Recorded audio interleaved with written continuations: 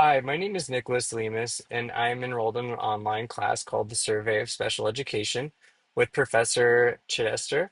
I am here to go over my assignment, Understanding Disability Categories and Specific Learning Disabilities. I would like to talk to you today about the IEP team's major responsibility and critical role for understanding the several categories of eligibility underneath the Individuals with Disabilities Education Act, which is the IDEA. It is a major building block in making sure that every student gets an equitable and respectable education.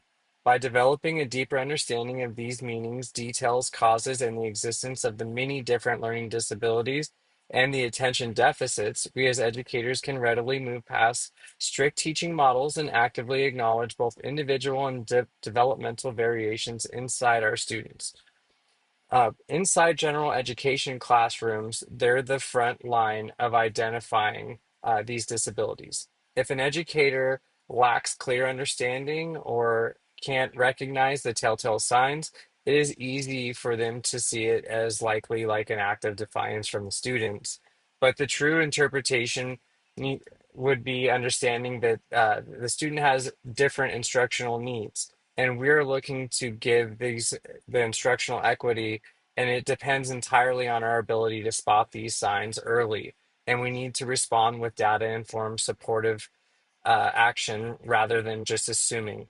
When strategizing and building lesson plans, it is important to look past a student's letter grade and evaluate their cognitive, linguistic, social, and emotional patterns of learning to ensure proper development. A student with attention deficit or specific learning disabilities might have intellectual capabilities to master a complex academic concept, but they likely could face immediate executive functioning barriers when trying to access educational, like general ed curriculum.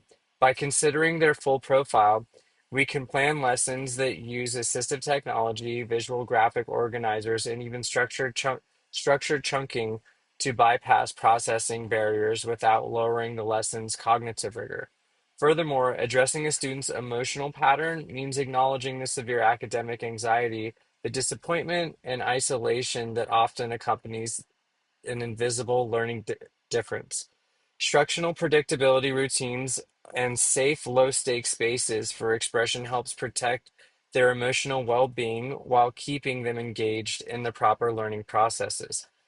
The captivating and moving through my eyes narrative, which is really good and moving, it's great, provided by understood.org, served as an exceptional learning tool for explaining these hidden challenges and non-disabled individuals, including peers, colleagues, and families. Reviewing their daily journals of Jackson and Hannah and Pedro helped reveal conditions like ADHD are not isolated to a single test score or a simple outburst of just energy. They cause immense cognitive fatigue and emotional hurdles that disrupt students' entire day, as stated by understood.org. Jackson notes how his mind dramatically jumps around or he falls asleep during instruction, drawing him to electronic magnets that even he is trying his hardest deep down to control his energy. Hannah expresses the deep isolation of feeling no one understands her mind, and she notes how frustrated it is to realize class has ended without her even hearing a single word of the teacher's instructional. Pedro shares how missing critical lecture notes due to his drifting off adds heavily to his homework load and his academic frustration. These are all angles of students that are having challenges inside their classrooms. These stories serve as an excellent bridge for professional collaboration, allowing multidisciplinary IEP team to look at a child's whole day and select high average research-based practices. We can even find best practices that work directly from listening to the students themselves. Hannah even notated that keeping her hands occupied through doodling, using fidget toys, or utilizing box breathing calms her mind and her calms her deep down whenever she's feeling overwhelmed. Jackson thrives whenever he can channel his energy into creative structured outlets like playing a saxophone, or singing. Pedro benefits from targeted classroom accommodations like front row seating and subtle reassuring physical touch from the teacher just to gently bring his attention back on track when he's traveling inside his mind. A basic understanding of how these diverse learning abilities impact a student's life allows teachers to proactively design an inclusive, engaging classroom environment. Instead of reacting to a student's frustration after an academic failure or their behavioral outburst occurs, an informed teacher often alters the physical and systematic layout of their classroom ahead of time. This can look like creating a designated quiet zone for sensory overstimulation and minimizing distracting visual clutter and normalizing tools like flexible learning groups and multiple pathways for demonstrating knowledge. Proactively embedding these supports creating a culture of belonging where accommodations are viewed as normal pathways to success and ensuring the exceptional learners are treated as active full participants in the classroom community rather than just visitors.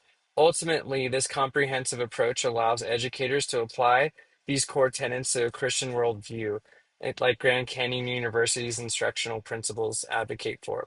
Viewing these students through the lens of Imago Dei means recognizing that every student is an image bearer of God who passes an inherent worth, dignity, and has unique capabilities. This aligns seamlessly with Grand Canyon Center for Character Education or the CCCE Academic Program Competencies document. It emphasizes promoting diversity and inclusion by challenging the assumptions of competency, which focuses on fostering an equitable and positive environment where all relationships can flourish. By learning heavily, by leaning heavily on College of Education's the professionals of dispositions of learners, specifically the compassion and advocacy an educator can offer supportive grace and space and understanding to parents and guardians, we all can work together to provide a greater learning environment for our learners.